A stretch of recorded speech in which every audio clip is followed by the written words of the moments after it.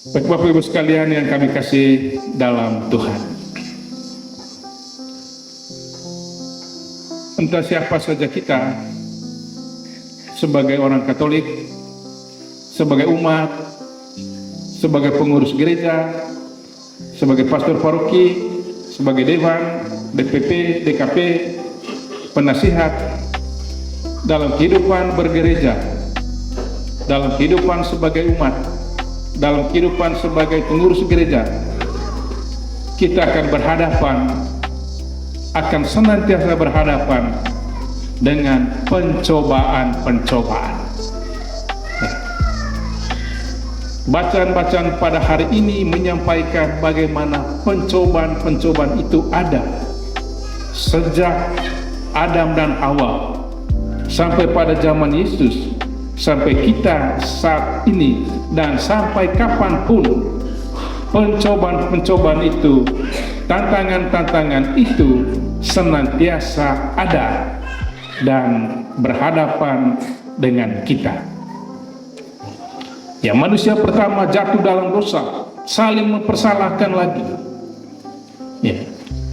Tuhan melarang, kamu jangan makan buah itu, jangan. Tapi ular bilang kepada Eva, tidak. Kalau kamu makan sama seperti Allah. Akhirnya Eva jatuh makan. Kemudian Eva kasih lagi ke Adam. Ya. Begitu Tuhan datang menyadarkan mereka akan kesalahan dan dosa mereka, mereka saling mempersalahkan. Ya, Eva mempersalahkan ular, Adam mempersalahkan Eva. Ya. Yesus berpuasa 40 hari 40 malam. Sebagai manusia dia lapar 40 hari, tidak makan, tidak minum. Dia lapar, dan saat dia lapar dan saat memakan, iblis datang. Coba, kalau engkau Tuhan, kalau engkau Allah, kau ubah ini batu ini jadi roti. Bisa saja sebenarnya Yesus, bisa, karena dia Allah. Tapi Yesus menjawab, manusia tidak hidup hanya dari roti, tapi dari setiap sabda Allah yang keluar dari mulut Allah. Ya. Kalimat ini atau pencobaan ini menggambarkan bagaimana ya, perjuangan manusia antara kebutuhan jasmani dan rohani. Ya. Roti, batu menggambarkan kebutuhan-kebutuhan jasmani kita. Sabda Allah Yesus katakan, manusia tidak hanya hidup dari roti, tapi dari setiap sabda. Unsur rohani, bahwa kita manusia ini terdiri dari, sebenarnya kalau kita sadar, tubuh jasmani dan rohani. Rohani, roh, jiwa. Tetapi sering kita ini hanya memperhatikan yang jasmani ini. Ya, kerja terus, kumpul uang apa segala macam, kita lupa yang rohani. Sehingga Yesus katakan manusia tidak hanya hidup dari roti saja, tapi dari setiap sabda yang keluar dari mulut Allah. Kemudian tidak puas itu, iblis bawa Yesus ke Yerusalem, ke Bait Allah. Dari hubungan Bait Allah, Yesus di atas, dia suruh, coba kalau engkau Allah, kau jatuhkan diri dari atas. Nanti ada malaikat-malaikat tahan dengan tangan mereka sehingga kau tidak sampai di tanah. Apakah Yesus tidak bisa buat seperti itu? Bisa.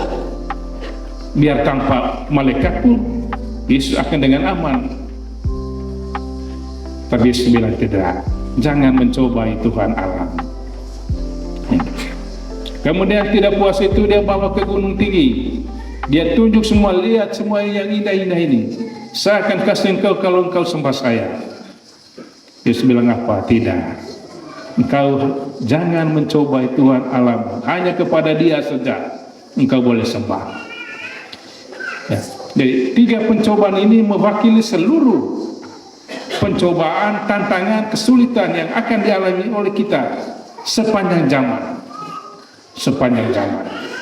Siapa yang tidak suka harta, tidak suka uang, tidak suka keenakan, kemewahan?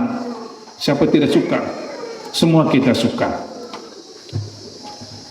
Baik, Bapak Ibu saudara-saudari sekalian, inilah tantangan-tantangan, kesulitan-kesulitan yang kita hadapi sebagai pengikut Kristus sepanjang zaman. Dihadapi oleh kita semua, baik sebagai umat biasa, sebagai pengurus paroki, sebagai imam, sebagai siapapun status kita. Oleh karena itu pada hari ini kita diajak untuk senantiasa mengandalkan Tuhan di dalam kehidupan kita. Bahwa kita ini tidak hanya hidup dari roti, tapi dari sabda.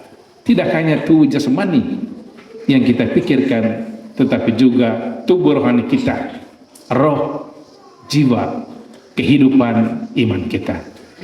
Marilah kita memohon semuanya itu di dalam perayaan Ekaristi hari ini. Amin.